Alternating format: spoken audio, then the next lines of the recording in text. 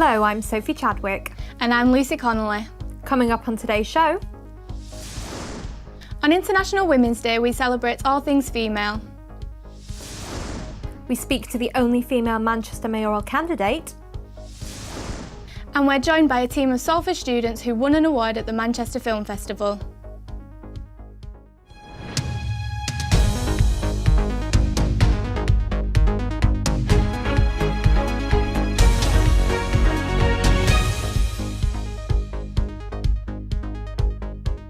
Hello and welcome to Quays News and happy International Women's Day.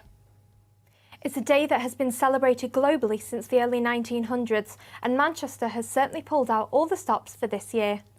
Over the weekend, 6 shortlisted designs for a future statue of Emmeline Pankhurst went on display in Manchester Town Hall. I went along to see them. She is remembered as the Manchester-born suffragette who helped women win the right to vote, and now her memory will live on as a statue of Emmeline Pankhurst is set to be unveiled in St Peter's Square in 2019. Sculptors from across the country submitted their entries, but now only 6 shortlisted designs remain. The Womanchester Statue project was launched in 2014 to celebrate the achievements of Manchester women. 20 contenders were in for a chance of becoming the new face of the statue, but Emmeline Pankhurst polled more than half of the 5,300 votes cast. People from all over the world voted in that campaign. I think this will be an international tourist attraction. People will come from the places where they voted: Australia, New Zealand, the United States, Hong Kong, other parts of the Far East. They will come from all over to have a look at this, and I think it will really put Manchester on the map for when it comes to women's rights. I felt that early on I had something to offer to the project, genuinely, and I felt I could produce a sculpture which would have something to say to the viewer, not just about this is a glorification of a historic figure, but more about this is illustrating the struggle of women to achieve the vote, but more importantly, my sculpture helps suggest that it's a living struggle today. The project has gathered many positive reactions, although the shortlist has caused some controversy. I feel like it'll make a difference because, especially children, children could see her and be like, oh, who's that, or being curious. And like me, I didn't get taught women's rights in school. I feel like children should be taught more about it and should know who she is because she's such an icon.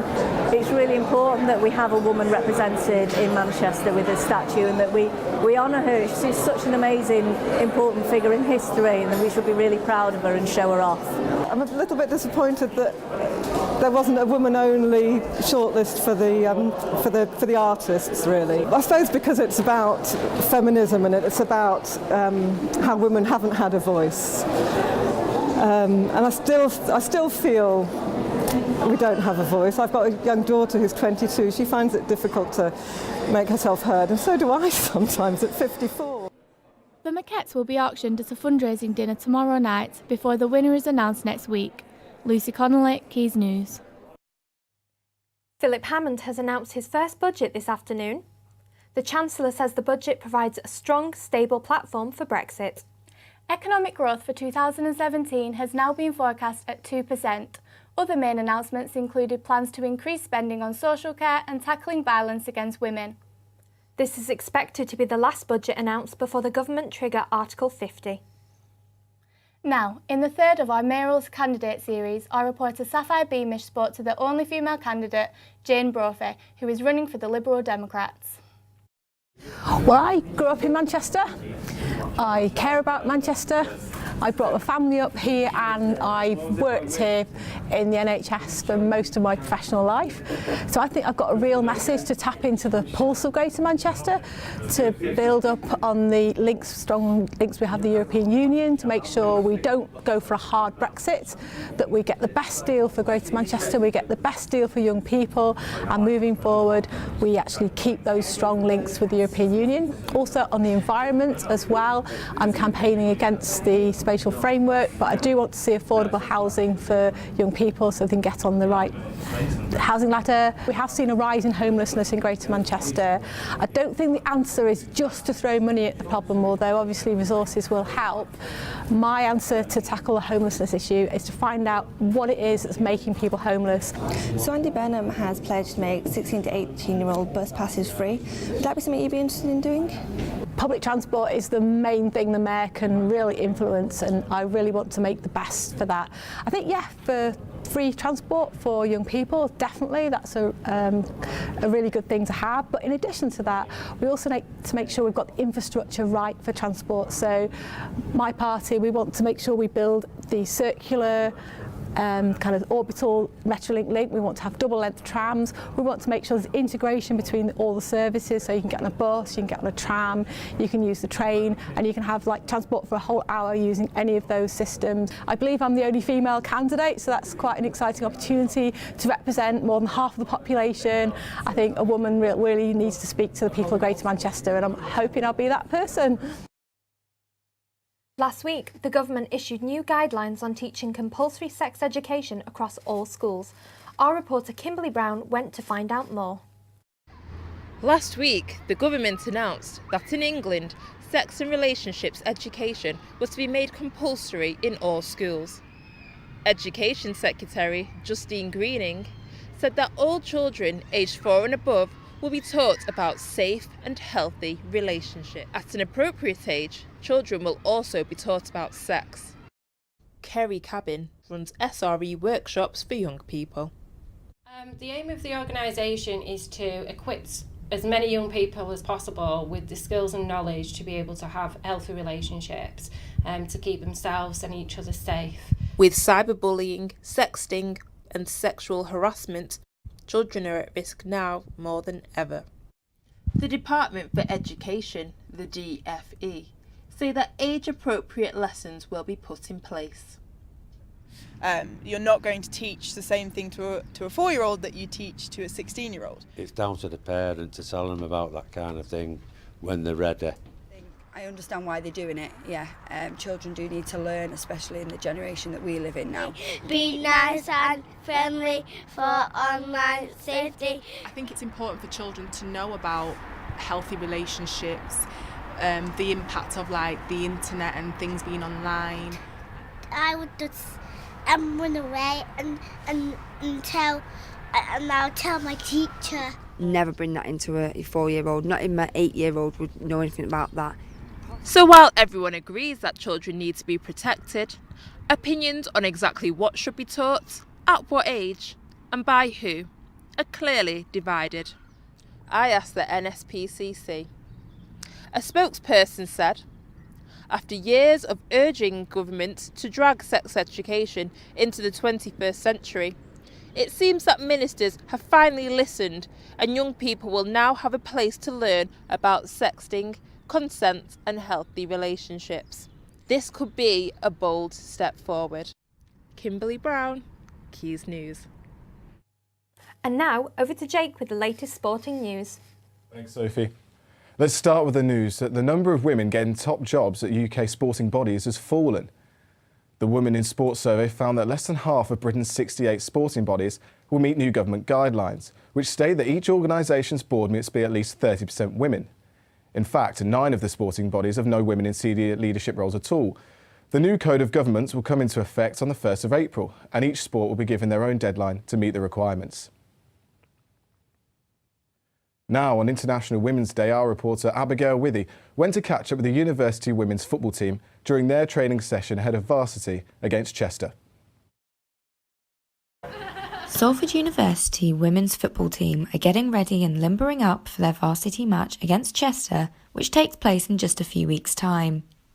The team are keen for the game as their last match against Chester didn't end in the victory they'd hoped for. I think we can say that we are very excited to play again, and we feel very prepared to beat Chester now, and especially that we already played, so we know what we need to get better at and what they're good at and what they're not good at. So we feel ready. Yeah, no, I think it got a bit shirty last time as well. I think it got a bit competitive between the two teams. Yeah. But yeah, no, and this time we're fighting fit and ready. Mm-hmm.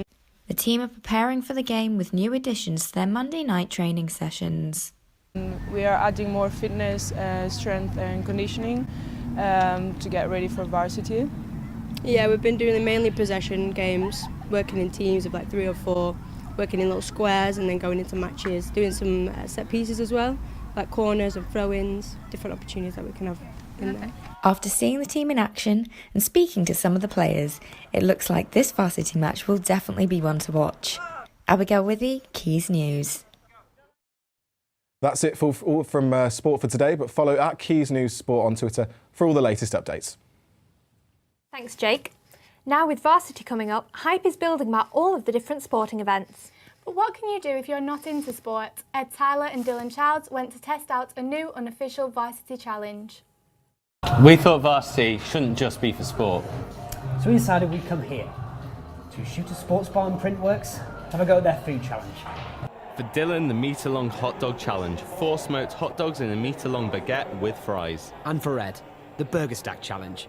2 burgers, each with 5 beef patties, fries and competition hot sauce. 20 minutes, 1 prize. The Varsity Food Eating Championship. Good luck, mate. Good luck. It's a joke. It's 1 napkin. I go through 3 napkins for a sandwich. Okay, burger down. I'm in the seat for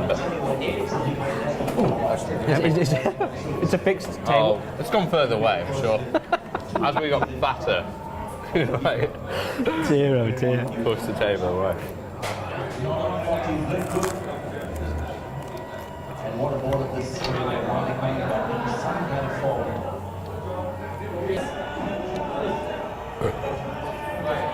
I burped. You finished? No, burped.